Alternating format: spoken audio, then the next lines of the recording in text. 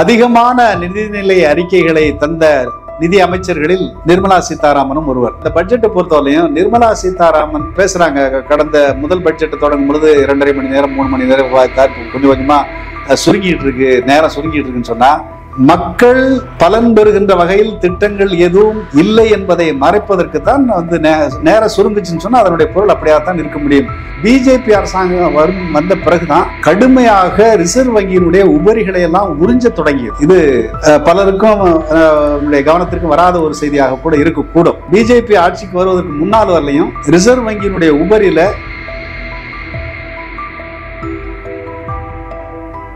இந்திய மக்களிடம் இந்த வரப்போகிற ஆண்டில் ஒன்றிய அரசு வசூலிக்க இருக்கின்ற மொத்த வரி அல்லாத வருவாய், அதாவது ரிசர்வ் வங்கியிலிருந்து எடுக்கக்கூடியது, இதெல்லாம் சேர்த்து 37.09 லட்சம் கோடி. இது இவங்கிட்ட உத்தரவாதமா வரக்கூடிய நிதி. இதுல ஆந்திராவுடைய சந்திரபாபு நாயுடுவையும் நிதிஷ்குமாரை சேர்த்து கொண்டு கூட்டணி அமைத்திருக்கிறார்கள். நாங்க உனக்கு ஆதரவு கொடுக்கணும்னு சொன்னா எனக்கு காசு நிறைய கொடுக்கணும், எங்களுடைய மாநிலங்களுக்கு நிதி ஒதுக்க வேண்டும் என்று ஒரு நிபந்தனை போட்டுதான் கூட்டணி வைத்திருக்கிறார்கள். அந்த அடிப்படையில் கிட்டத்தட்ட ஒரு 38,000 கோடி ரூபாய் பீகாருக்கு ஒதுக்கப்பட்டிருக்கிறது. பீகார்ல ஏற்கனவே நடக்கிற மாநில அரசு என்பது ஒரே வாரத்துல 9 பாலங்கள் இடிந்து விழுந்து பல்லாயிரக்கணக்கான கோடி ரூபாய் நட்டமாயிருக்கிறது என்று செய்திகள் எல்லாம் வந்தன. அவ்வளவு பெரிய ஊழல் ஆட்சி இங்க நடக்குது. இங்க இப்ப அந்த மாநிலத்துக்கு தான் திரும்ப சிறப்பு நிதியாக 38,000 கோடி ரூபாய் நம்ம ஒதுக்கி இருக்கிறாங்க. அதுவும் கூட நிறைய பாலங்கள் கட்டுவதற்கு தான். அதிகமான வருவாய் தருகின்ற மாநிலங்கள், குறிப்பா தமிழ்நாடு, கேரளா, கர்நாடகா, கார்ப்பரேட் நிறுவனங்களுடைய வருமானம், லாபம் மிகப்பெரிய அளவுக்கு அதிகரித்திருக்கிறது. ஆனால் அவர்களுடைய லாபத்தின் மீது எந்த விதமான வரியை இவர்கள் விதிக்கவில்லை. இப்போ திடீர்னு பாத்தீங்கன்னா தங்கத்தினுடைய விலையை குறைச்சிருக்கிறார். தங்கத்தினுடைய விலையை குறைக்க வேண்டிய உடனடியான தேவை எங்கிருந்து வருகிறது சொன்னா நடுத்தர மக்களை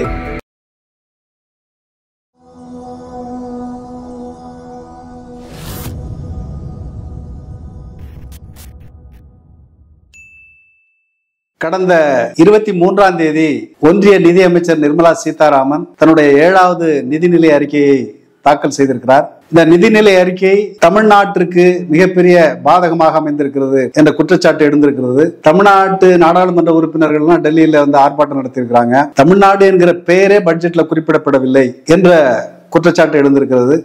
அதே போல தென் மாநிலங்களுக்கும், கேரளா உட்பட பல மாநிலங்களுக்கும் நிதி ஒதுக்கப்படவில்லை என்கிற குற்றச்சாட்டுகள் எழுந்திருக்கின்றன. இதுக்கு இடையில குறுக்கு அன்புமணி ராமதாஸ் எங்களுக்கு எம்பி கொடுத்திருந்தீங்கன்னா கிடைச்சிருக்கும் என்று ஒரு உருட்டி இருக்கிறார்.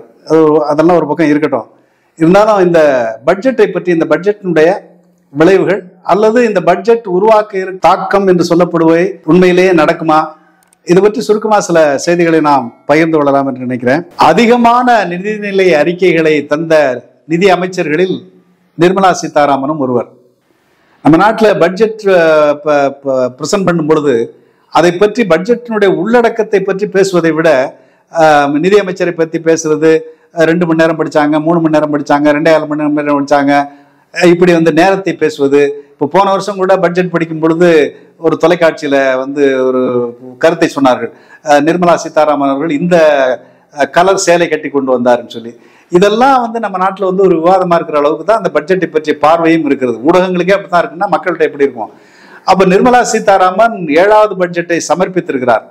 ஆனால் இந்த 7 ஆண்டுகளிலும் நிர்மலா சீதாராமன் முன்வைத்த நிதிநிலை அறிக்கை சமூகத்தில் என்ன தாக்கத்தை ஏற்படுத்தி இருக்கிறது என்பதை நீங்கள் கவனித்து பார்த்தீர்களானால் அது சாதாரண மக்களை, நான் முன்னாடி சொன்னது மாதிரி சாதாரண மக்களை மேலும் மேலும் போண்டியாக்கி இருக்கிறது என்பதுதான் நிர்மலா சீதாராமன் செய்திருக்கிற மிகப்பெரிய சாதனை. 2வது விஷயம், நிர்மலா சீதாராமனை பற்றி நாம சொல்ல வேண்டியதில்லை. நீங்க அவங்க கட்சியினுடைய மூத்த தலைவராக இருக்கிற அல்லது பிஜேபி, RSS, பாரதிய ஜனதா கட்சி பத்தி எவ்வளவு கடுமையான வார்த்தைகளில் விமர்சனம் செய்தாலும் கம்முன்னு இருக்கக்கூடிய கட்சி பிஜேபியினுடைய தலைவர்கள் கம்முன்னு தான் இருப்பாங்க. அதனால அந்த பட்ஜெட்டை பொறுத்தவரையும் நிர்மலா சீதாராமன் பேசுறாங்க. கடந்த முதல் பட்ஜெட் தொடங்கும் பொழுது 2.5 மணி நேரம் 3 மணி நேரம் விவாதித்தார். கொஞ்சம் கொஞ்சமா சுருங்கிட்டு இருக்கு, நேரம் சுருங்கிட்டு இருக்குன்னு சொன்னா சரக்கு சுருங்கிட்டு இருக்குன்னு அர்த்தம். அப்போ அந்த பட்ஜெட்ல மக்கள் பலன் பெறுகின்ற வகையில் திட்டங்கள் எதுவும் இல்லை என்பதை மறைப்பதற்கு தான் நேரம் சுருங்குச்சுன்னு சொன்னா அதனுடைய பொருள் அப்படியாத்தான் இருக்க முடியும் என்றுதான் நான் கருதுகிறேன். நண்பர்களே, ஒரு நாட்டினுடைய அடிப்படையான பிரச்சனைகள் எல்லாத்தையுமே பொருளாதார பிரச்சனைகள் எல்லாத்தையுமே தமிழ்நாட்டு குறிப்பாக இந்தியாவில் நமக்கு இருக்கக்கூடிய மிகப்பெரிய சிக்கல் வேலையில்லா திண்டாட்டம் என்பது மிக பெரும் பிரச்சனை. அதிலும் குறிப்பாக படித்த இளைஞர்கள் மத்தியில், பட்டம் பெற்ற இளைஞர்கள் மத்தியில் கிட்டத்தட்ட 60 விழுக்காட்டிற்கு மேலே வேலை இல்லாமல் இருக்கிறார்கள் என்ற விவரங்கள் எல்லாம் வெளிவந்து விவாதிக்கப்படுகின்றன. அதே மாதிரி கிராமப்புற வேலையில்லா திண்டாட்டம், வேலையில்லா திண்டாட்டம் என்பது மிக பெரும் பிரச்சனை. வேலையில்லா திண்டாட்டம் என்பதுதான் வறுமைக்கும் அடிப்படை காரணமாக அமைந்து விடுகிறது. அதே போல கிராமப்புற வறுமை என்பது மேலும் அதிகரித்துக் கொண்டிருக்கிறது. இந்த விலைவாசி உயர்வு என்பது மேலும் மேலும் அதிகரித்துக் கொண்டிருக்கிறது. இதனுடைய விளைவு என்னன்னு சொன்னா, நாட்டில் இருக்கக்கூடிய மிக பெரும்பகுதி மக்கள், கிட்டத்தட்ட 100 கோடிக்கு மேற்பட்ட மக்கள் ஒரு கடுமையான வறிய சூழலில் அன்றாட வாழ்க்கையை பெரும் நெருக்கடிக்குள்ளான ஒரு வாழ்க்கையில தான் வாழ்ந்துகிட்டு இருக்கிறாங்க என்பதை நாம் பார்க்கிறோம். அது பற்றி ஏராளமான விவரங்களும் விவாதங்களும் நடைபெற்றுக் கொண்டுதான் இருக்கின்றன. அந்த அடிப்படையிலிருந்து நாம் இந்த பட்ஜெட்டை நாம் கொஞ்சம் பரிசீலிக்கலாம். இந்த பட்ஜெட்டை பார்க்கும் பொழுது பட்ஜெட்ல 2 அம்சங்கள் இருக்கு, வரவு இருக்கு, செலவு இருக்குது. அப்போ ஒரு நாட்டினுடைய வரவு செலவு என்றால் ஒரு நாட்டில் இருக்கக்கூடிய பெரும்பகுதி மக்களுடைய நல்வாழ்வை பாதுகாப்பது இது அரசாங்கத்தின் கடமை என்றால், அப்போ எங்கிருந்து வருமானம் வரும், யாருக்கு என்ன கொடுக்கணும் என்பதை தீர்மானிப்பது அந்த பட்ஜெட் இல்லையா? அப்போ யாருக்கிட்ட இருந்து எவ்வளவு எடுக்கிறீங்க, யாருக்கு எவ்வளவு கொடுக்குறீங்கிறது தான் நம்ம பார்க்க வேண்டிய ஒரு முக்கியமான அம்சம் என்று நான் நினைக்கிறேன். சரி, இந்த ஆண்டு பட்ஜெட்ல ஒரு முக்கியமான விஷயத்தை நான் பார்க்கணும்னு நினைக்கிறேன். வரி வருவாய் என்பது போன வருஷத்தை விட 4.05% வரி வருவாய் உயர்ந்திருக்கிறது. அதே நேரத்தில் இந்த பட்ஜெட்ல பற்றாக்குறை என்பது குறைக்கப்பட்டிருக்கிறது. பட்ஜெட்டினுடைய பற்றாக்குறையை குறைப்பதும் வரி வருவாய் உயர்ந்திருப்பதும் எதை காட்டுகிறது என்று சொன்னால், அரசாங்கத்தின் கையில கூடுதலாக பணம் இருக்கிறது என்று பொருள் அதற்கு இல்லையா? 2வது விஷயம்னா, அரசாங்கத்தின் கையில கூடுதலாக பணம் இருக்கிறது, அதே நேரத்தில் அரசு செலவழிப்பதை குறைத்திருக்கிறது என்பதை அதிலிருந்து நாம் புரிந்து கொள்ள வேண்டும். அதான் பிஸ்கல் டெபிசிட் குறைவதற்கும் வரி வருவாய் உயர்ந்திருப்பதற்கும் இடையில உள்ள உறவை நாம் அப்படித்தான் புரிந்து கொள்ள வேண்டும் என்று நான் நினைக்கிறேன். அதுல பாத்தீங்கன்னு சொன்னா, ஒரு சின்ன புள்ளி விவரத்தை நாம் பார்ப்போம். இந்திய அரசாங்கத்தினுடைய வரி வருமானம் என்பது எந்த வகையில் இருக்குதுன்னு சொன்னா, வரி வருவாய், அதாவது ஜிஎஸ்டி, இன்கம் டாக்ஸ், நிறுவனங்கள் கொடுக்கின்ற கார்பரேஷன் டாக்ஸ், இந்த வரி வருவாய் எல்லாம் சேர்ந்து 25.84 லட்சம் கோடி. வரி அல்லாத வருமானம், அதாவது அரசாங்கமே சில இனங்களுக்கு கடன் கொடுத்து அந்த கடன்ல இருந்து வட்டி வரும். ரிசர்வ் வங்கின்னு சொல்லி ஒரு நிறுவனம் இருக்குது, அது ஆண்டுதோறும் நிறைய லாபத்தை சம்பாதிக்கிறது. அந்த லாபத்திலிருந்து ஒரு பகுதியை பிஜேபி அரசாங்கம் வந்த பிறகுதான் கடுமையாக ரிசர்வ் வங்கியினுடைய உபரிகளை எல்லாம் உறிஞ்ச தொடங்கியது. இது பலருக்கும் கவனத்திற்கு வராத ஒரு செய்தியாக கூட இருக்கக்கூடும். பிஜேபி ஆட்சிக்கு வருவதற்கு முன்னால் வரலையும் ரிசர்வ் வங்கியினுடைய உபரியில மிக குறைந்த அளவுதான் ஒன்றிய அரசாங்கத்திற்கு டிவிடெண்டாக ஈவுத்தொகையாக கொடுப்பார்கள். பெரும்பகுதி ரிசர்வ் வங்கி தன்னுடைய லாபத்தை தன்னுடைய கட்டுப்பாட்டிலே வைத்துக் கொள்ளும். நெருக்கடி வந்தால் அதை பயன்படுத்திக் கொள்ளலாம் என்கிற அளவில் அதை வைத்திருப்பார்கள். ஆனால் பிஜேபி வந்த பிறகு ரிசர்வ் பேங்க் முற்றையடிக்கிற வேலையை தொடர்ந்து செய்ய ஆரம்பிச்சது. இந்த பட்ஜெட்ல கூட கிட்டத்தட்ட 2.25 லட்சம் கோடியை அவர்கள் ரிசர்வ் வங்கியிலிருந்து எடுப்பதற்கு திட்டமிட்டிருக்கிறார்கள். அதுதான் இந்த நான் டாக்ஸ் ரெவென்யூ, வரி அல்லாத வருமானம் 5.45 லட்சம் கோடி என்று மதிப்பிடப்பட்டிருக்கிறது. அதுல கிட்டத்தட்ட பாதி ரிசர்வ் வங்கியினுடைய உபரியை உறிஞ்சுவது என்பது அவருடைய திட்டம். அது அல்லாமல் இந்த அரசு வாங்க இருக்கிற கடன் தொகை அது பாத்தீங்கன்னு சொன்னா 17 லட்சம் கோடி. இதெல்லாம் மொத்தத்துல கூட்டினீங்கன்னா 48.20 லட்சம் கோடி. இது கிட்டத்தட்ட 48.25 லட்சம் கோடி வருமானம் வரும் என்று இவர்கள் எதிர்பார்க்கிறார்கள். இந்த வருமானத்துல இந்த பட்ஜெட்டுடைய மொத்த அளவு இந்த 16 லட்சம் கோடி ரூபாய் வரி கடன் வாங்கி செலவு செய்கிற அந்த திட்டத்தை கழித்து விட்டு வெறும் வரி வருவாய் என்று மட்டும் எடுத்துக்கொண்டால் ஒரு 31 லட்சம் கோடி தான் மொத்த வரி வருவாய். அந்த வரி வருவாயில, அதாவது இந்திய மக்களிடம் இந்த வரப்போகிற ஆண்டில் ஒன்றிய அரசு வசூலிக்க இருக்கின்ற மொத்த வரி அல்லாத வருவாய், அதாவது ரிசர்வ் வங்கியிலிருந்து எடுக்கக்கூடியது, இதெல்லாம் சேர்த்து 37.09 லட்சம் கோடி. இது இவங்ககிட்ட உத்தரவாதமா வரக்கூடிய நிதி. இதுல அரசாங்கம் இதுவரை வாங்கி இருக்கிற கடனுக்கு செலவழிக்க இருக்கிற வட்டி மட்டும் 11,63,000 கோடி வட்டிக்கு போயிடும். இது அல்லாமல் இந்த வருவாயில் மாநிலங்களுக்கு பிரித்து தர வேண்டிய உதவித்தொகை, கிராண்ட்ஸ் இன் எய்ட், அது ஒரு 4 லட்சம் கோடி ரூபாய் போயிடும். பாக்கி கையில இருக்கிறது என்னன்னு சொன்னா ஒரு 22 லட்சம் கோடி தான் இருக்கும் கையில. இந்த 22 லட்சம் கோடியையும் இந்த ஒன்றிய அரசு என்கிற அரசு நிர்வாகமே தின்று தீர்த்து விடுகிறது என்பதைத்தான் நாம் முதலிலே புரிந்து கொள்ள வேண்டும். 22 லட்சம் கோடிக்கு மேற்பட்ட தொகை வரி வருவாயை இந்த ஒன்றிய அரசினுடைய நிர்வாகத்திற்கு, இராணுவம், உள்துறை அமைச்சகம், இன்னும் பல்வேறு அமைச்சகங்கள், துணை ராணுவ படைகள், இப்படி பல்வேறு நிர்வாகங்களுக்காகவே கிட்டத்தட்ட 22.5 லட்சம் கோடி ரூபாய் செலவழிக்கப்பட்டு விடுகிறது. அப்போ மக்களுடைய நலத்திட்டங்களுக்கு என்ன செய்வது? அதுக்கு தான் வருஷம் கடன் வாங்குறாங்க. இந்த வருஷம் 16 லட்சம் கோடி ரூபாய் கடன் வாங்க போகிறார். அதுல 11 லட்சம் கோடி ரூபாய் புதிய கட்டுமான திட்டங்களுக்கு, சாலை வசதிகள், பாலங்கள், இப்போ கூட்டணி அமைச்சிருக்கிறாங்க. ஆந்திராவுடைய சந்திரபாபு நாயுடுவையும் நிதிஷ்குமாரை சேர்த்து கொண்டு கூட்டணி அமைத்திருக்கிறார்கள். நாங்க உனக்கு ஆதரவு கொடுக்கணும்னு சொன்னா எனக்கு காசு நிறைய கொடுக்கணும், எங்களுடைய மாநிலங்களுக்கு நிதி ஒதுக்க வேண்டும் என்று ஒரு நிபந்தனை போட்டு தான் கூட்டணி வைத்திருக்கிறார்கள். அந்த அடிப்படையில் கிட்டத்தட்ட ஒரு 38,000 கோடி ரூபாய் பீகாருக்கு ஒதுக்கப்பட்டிருக்கிறது. பீகார்ல ஏற்கனவே நடக்கிற மாநில அரசு என்பது பாரதிய ஜனதா கட்சி, நிதிஷ்குமாருடைய JDU இவரோட சேர்ந்து நடத்துற கூட்டணி ஆட்சி. அந்த ஆட்சியில சமீபத்துல ஒரே வாரத்துல 9 பாலங்கள் இடிந்து விழுந்து பல்லாயிரக்கணக்கான கோடி ரூபாய் நட்டமாயிருக்கிறது என்று செய்திகள் எல்லாம் வந்தன. அவ்வளவு பெரிய ஊழல் ஆட்சி இங்க நடக்குது அங்க. இப்ப அந்த மாநிலத்துக்கு தான் திரும்ப சிறப்பு நிதியாக 38,000 கோடி ரூபாய் நம்ம ஒதுக்கி இருக்கிறாங்க. அதுவும் கூட நிறைய பாலங்கள் கட்டுவதற்கு தான்.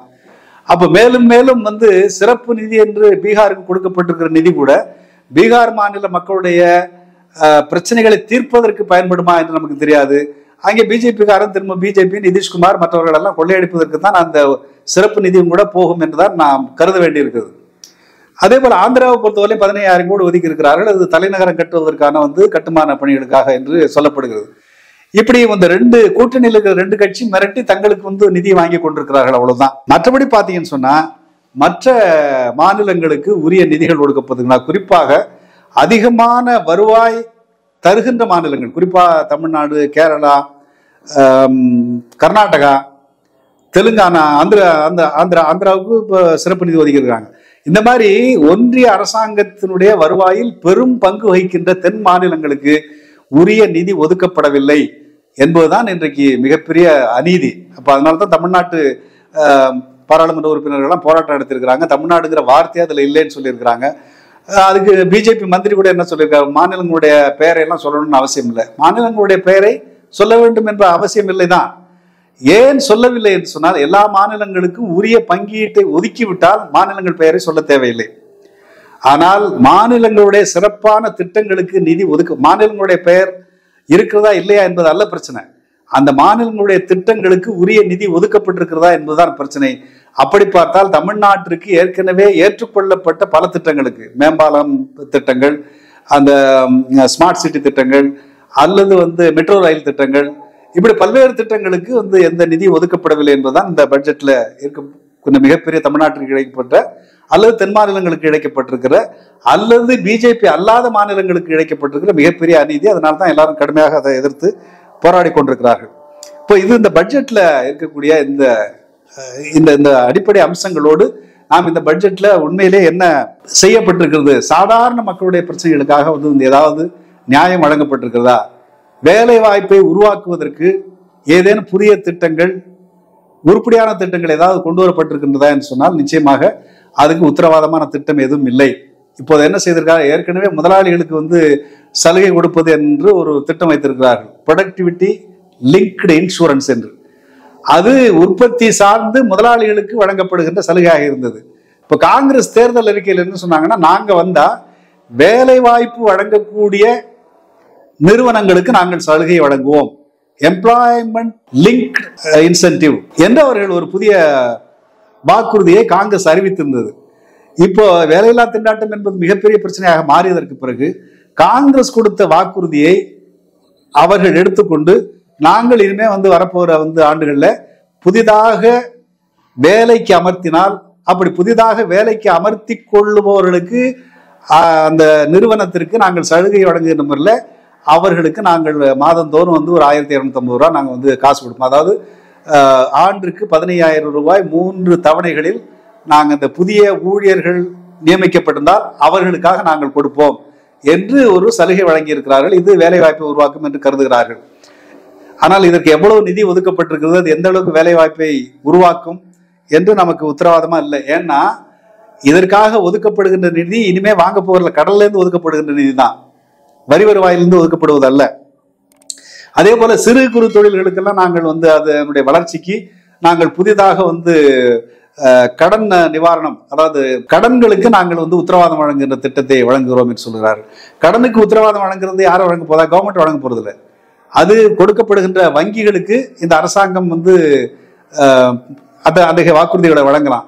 ஆனால் வங்கிகள் எந்த அளவுக்கு சிறு குறு தொழில்களுக்கு அவர்களுடைய நிலையை கருத்தில் கொண்டு அல்லது எந்த விதமான செக்யூரிட்டியும் இல்லாமல் எத்தனை பேருக்கு வங்கிகள் கடன் வழங்கும் என்று யாருக்கும் தெரியாது. இதுவரையிலும் அந்த மாதிரி பெரிய அளவுக்கு வந்து வந்ததில்லை என்பதுதான் சிறு குறு தொழில்கள் சொல்லுகின்ற மிகப்பெரிய குற்றச்சாட்டு. அப்ப இதெல்லாம் வெற்று வாக்குறுதிகளாக இருக்கின்றனவே தவிர ஒரு முறையான பட்ஜெட் நிதிக்கு உத்தரவாதமான நிதி ஒதுக்கீட்டின் அடிப்படையில் அவை இல்லை என்பதை நாம் வந்து பார்க்கணும். அதே போல விலைவாசி உயர்வு என்பது மிகப்பெரிய பிரச்சனை. குறிப்பா வந்து உணவு பண்டங்களுடைய விலையேற்றம் என்பது மிக கடுமையாக இருக்குது. அதன் விளைவாக மக்கள் அன்றாட வாழ்வில் தங்களுக்கு, அதாவது இந்தியாவை பற்றி அண்மையிலே வெளியிடப்பட்ட ஒரு புள்ளிவரம் என்ன சொல்லுகிறது என்று சொன்னால், இந்தியாவில் 74 விழுக்காடு மக்கள் குறைந்தபட்ச சத்துணவை பெற முடியாத நிலையில் இருக்கிறார்கள் என்று புள்ளிவரம் சொல்லுகிறது. அப்படின்னா என்ன பண்ணணும்னு சொன்னா, சத்தான உணவை சாப்பிடுகின்ற அளவுக்கு அவர்களுக்கு வருமானத்தை உத்தரவாதப்படுத்தணும், அல்லது அவர்களுக்கு சத்தான உணவை இந்த அரசு வந்து இலவசமாக வழங்க வேண்டும். ஆனால் அதற்கான வந்து திட்டங்கள் ஏதாவது இருக்குதா அப்படின்னு சொல்ல நிச்சயமாக இல்லை. இப்போ வந்து குறிப்பா வந்து கிராமப்புற வேலைவாய்ப்பு திட்டங்களுக்கு புதிதாக கூடுதலாக அந்த 100 நாள் வேலைக்கு புதியதாக கூடுதலாக நிதி எதுவும் ஒதுக்கப்படவில்லை. சமூக பாதுகாப்பு திட்டங்களுக்கு நிதி வந்து குறைக்கப்பட்டிருக்கிறது. அதே போல விவசாயத்திற்கு மிக அடிப்படையாக இருக்கக்கூடிய உர மானியம் வந்து குறைக்கப்பட்டிருக்கிறது. அதே விவசாயிகளுடைய மிகப்பெரிய கோரிக்கை, மிகப்பெரிய உலகமே அதிசயித்த வந்து விவசாயிகளுடைய போராட்டம், அந்த போராட்டத்தினுடைய முக்கிய கோரிக்கையாக இருக்கக்கூடிய குறைந்தபட்ச ஆதார விலைக்கான உத்தரவாதம் அல்லது சட்ட உத்தரவாதம் என்பது இன்னமும் ஏற்றுக்கொள்ளப்படவில்லை. அந்த விவசாயியுடைய விளைபொருளை வாங்குவதற்கு எந்த விதமான உத்தரவாதமான நிதி ஒதுக்கீடும் இந்த பட்ஜெட்டில் இல்லை என்பதை நாம் வந்து பார்க்கணும். குறிப்பாக உணவு மானியத்திற்கு, உணவு துறைக்கு உணவு மானியத்திற்கான வந்து ஒதுக்கீடு குறைக்கப்பட்டிருக்கிறது. அப்போ இந்த சின்ன சின்ன அம்சங்களை நீங்கள் வந்து கணக்கில் எடுத்துக்கொண்டு பார்த்தால் இது கோடிக்கணக்கான ஏழை எளிய மக்களுடைய வாழ்க்கையில் இந்த நிதிநிலை அறிக்கை எந்த தாக்கத்தையும் ஏற்படுத்த போவதில்லை. அவருடைய துயரம் தொடரும் என்பதைத்தான் காட்டுகிறது. ஏன் அப்படின்னு சொன்னா, இன்றைக்கு ஒரு மிக முக்கியமான விஷயத்தை நாம் வந்து கணக்கில் எடுத்துக்கணும். என்ன அப்படின்னு சொன்னா, கார்ப்பரேட் நிறுவனங்களுடைய வருமானம் லாபம் மிகப்பெரிய அளவுக்கு அதிகரித்திருக்கிறது. ஆனால் அவர்களுடைய லாபத்தின் மீது எந்த விதமான வரியையும் இவர்கள் விதிக்கவில்லை. இப்போ வந்து திடீர்னு பார்த்தீங்கன்னா தங்கத்தினுடைய விலையை வந்து குறைச்சிருக்கிறார்கள். தங்கத்தினுடைய விலையை வந்து குறைக்க வேண்டிய உடனடியான தேவை எங்கிருந்து வருகிறதுன்னு சொன்னா, நடுத்தர மக்களை திருப்திப்படுத்துவதற்கு. நடுத்தர மக்களை திருப்திப்படுத்துவதற்கு என்ன செய்யறான்னு சொன்னா, அந்த மாத வருமானம் பெறுகின்றவர்களை திருப்திப்படுத்துவதற்கு இந்த வருமான வரியிலே ஒரு சின்ன சலுகையை அறிவித்திருக்கிறார்கள். அந்த சலுகையின்படி அந்த சலுகையை கொடுத்து விட்டு இன்னைக்கு நம்ம நாட்டில் வந்து தங்கத்தின் மீது ஒரு மிகப்பெரிய ஈர்ப்பு.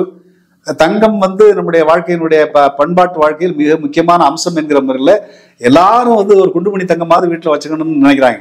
இப்போ அந்த சென்டிமெண்ட்டை பயன்படுத்தி என்ன சொல்றாங்கன்னா, தங்கத்தினுடைய விலையை வந்து குறைத்திருக்கிறார்கள். அதுல ஒரு 28,000 கோடி ரூபாய் தான் வரி நட்டம் ஏற்படும் என்று சொல்லுகிறார்கள். அது ஒரு பெரிய, இந்த 48 லட்சம் கோடி ரூபாய் வந்து பட்ஜெட்ல 28,000 கோடி ஒரு பெரிய விஷயமே இல்லை.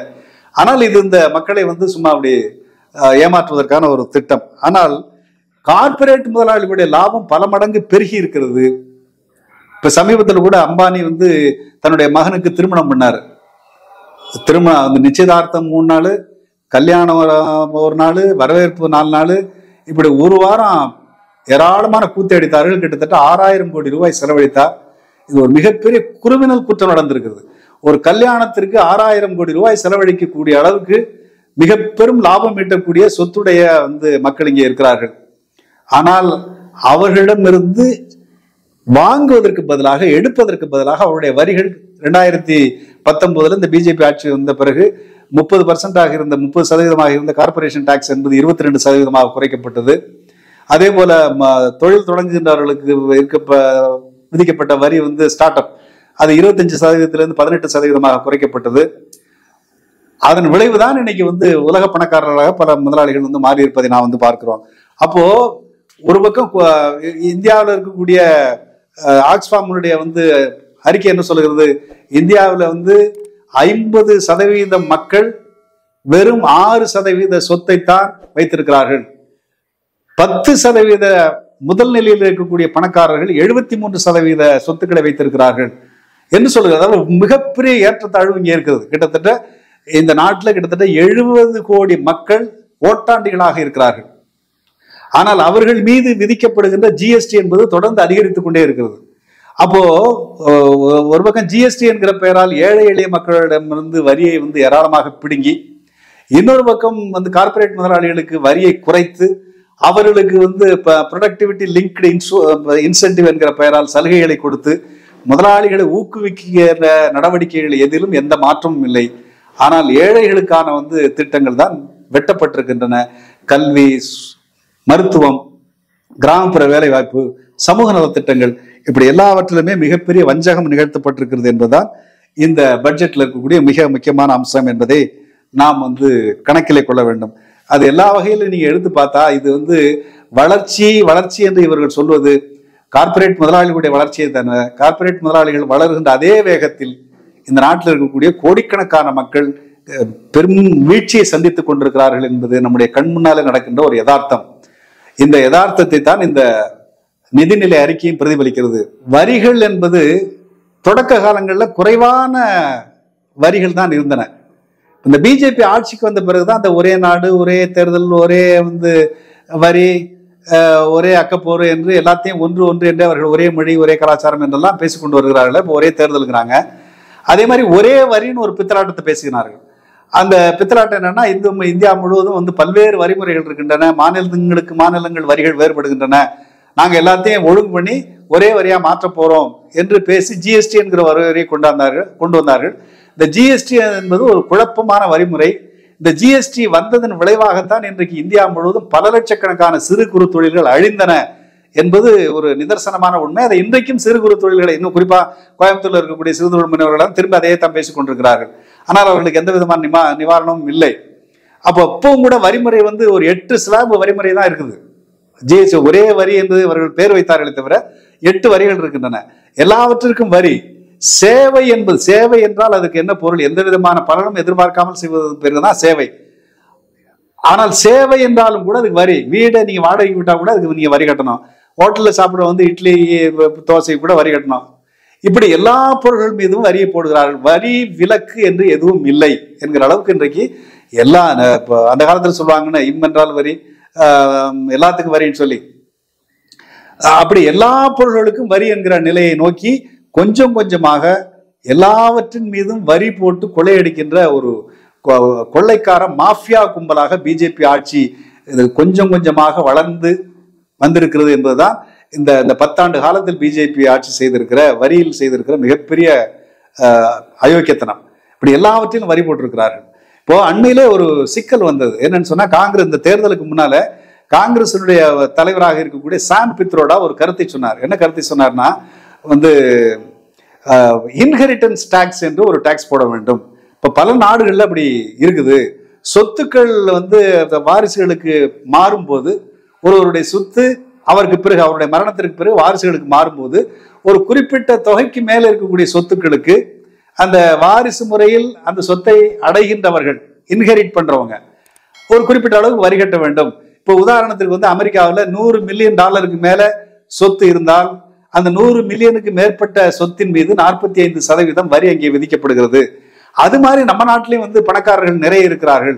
அவர்கள் மீது ஒரு இன்ஹெரிட்டன்ஸ் டாக்ஸ் போட்டா ஏழைகளுக்கு நாம் அதிகமா உதவி செய்யலாம் என்று ஒரு வார்த்தை சொன்ன போது, இந்த தேர்தல் பிரச்சாரத்தில் ஈடுபட்ட மோடி என்ன சொன்னாரு? அதாவது பணக்காரருடைய சொத்துக்களை எல்லாம் பிடுங்கணும்னு காங்கிரஸ் சொல்லுது, பணக்காரர்களுடைய சொத்துக்களை எல்லாம் பறிமுதல் பண்ணி பணக்காரர்களை ஏழையாக்க வேண்டும் என்று காங்கிரஸ் சொல்லுகிறது என்று ஒரு ஃப்ராடுத்தனமான பிரச்சாரத்தை மோடி செய்தார். அப்போ பணக்காரர்கள் மீது எந்த வரியும் விதிக்கக்கூடாது. உலகத்துல வளர்ந்த நாடு என்று இவர்கள் சொல்லுகிறார்களே, இந்த வளர்ந்த நாடுகள் எல்லா நாடுகளிலும் இந்த இன்ஹெரிட்டன்ஸ் டாக்ஸ் என்கிற வரி முறை இருக்கிறது. அப்படி பெரிய பணக்காரர்களிடம் அதிகமான வரியை போட்டுதான் அந்த நாடுகளில் நலத்திட்டங்களை எல்லாம் நிறைய செய்கிறார்கள். கல்வி, மருத்துவம் எல்லாவற்றிலும் முன்னிலையில் அந்த நாடுகள் இருக்கின்றன என்று சொன்னால், எல்லா மக்களும் குறைந்தபட்ச வாழ்க்கை தரத்தை அனுபவிக்கிறார்கள் சொன்னால் இப்படி பணக்காரர்கள்ட்ட வந்து அதிகமாக வரி போடுறதுனாலதான். ஆனா மோடி என்ன சொல்றாருன்னா அதுக்கு நேர்மாறாக பணக்காரர்களை வளர்க்க வேண்டும், பணக்காரர்களுக்கு வரி இல்லாமல் செய்ய வேண்டும், ஏழைகள் மீது வரியை போட்டு கொள்ள வேண்டும். அதுதான் அவருடைய நிலை. அதனால்தான் வந்து சாம் பித்ரோடா சொன்ன ஒரு நியாயமான யோசனையை கூட திசை திருப்பி பேசினார்கள்.